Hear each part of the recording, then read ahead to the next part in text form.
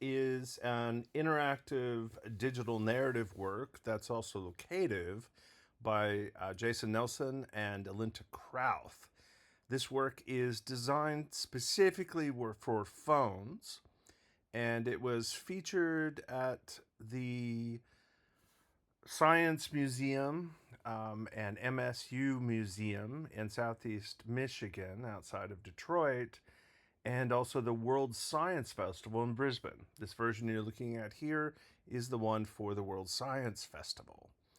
So what it does is it's exploring extreme evolution in creatures, what might be required for different kinds of non-human animals to actually survive into the future in really sort of extreme, surreal, and very sort of science fiction adaptations. So you would open this on your phone. You have this creature. Each one of them has multiple interactive elements that comes up. You have a map. This map is of the original locations of the Brisbane edition. So you can see the 15 different creatures appear in different locations, either based on GPS coordinates or a QR code. You have info about the overall project, and then you also have individual extra stories, the advantages and disadvantages of these kind of extreme evolutions. And you also have an audio. Zombie birds are infected and controlled by puppet bugs, a distant relative of stick insects. These resourceful insects control the birds for long-distance travel and engaging in massive sky battles for territory. And so each of these creatures is really quite different. They're all animated. They have multiple layers, and there are a lot of Easter eggs hidden throughout the work. While resembling fungi, these creatures are actually large, intelligent bacteria. Able to combine air-based carbon with steel carbon, they use rust to manipulate metal on the molecular level. Advantages: after humans ceased most petrol production, cars were abandoned in dumps so expansive they formed their own ecosystems. Steel stealers thrive in these auto graveyards and attach themselves to vehicles, controlling them for food, transportation, and playing a game resembling human chicken.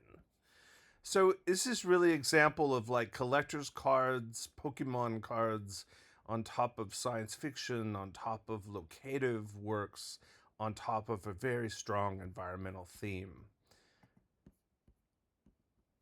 You'll see here we have a different URL for the main project, which is what people access, CurioCreatures, but we've also created a separate URL with all 15 creatures that you can explore if you'd like.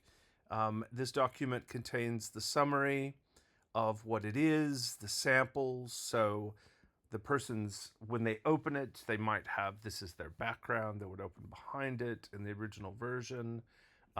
This is a lovely picture of what some of the markers look like. So these were laid out in different areas. So this is both sort of giving it a specific location, and then kids or adults or whoever would collect these things as they're going throughout the city.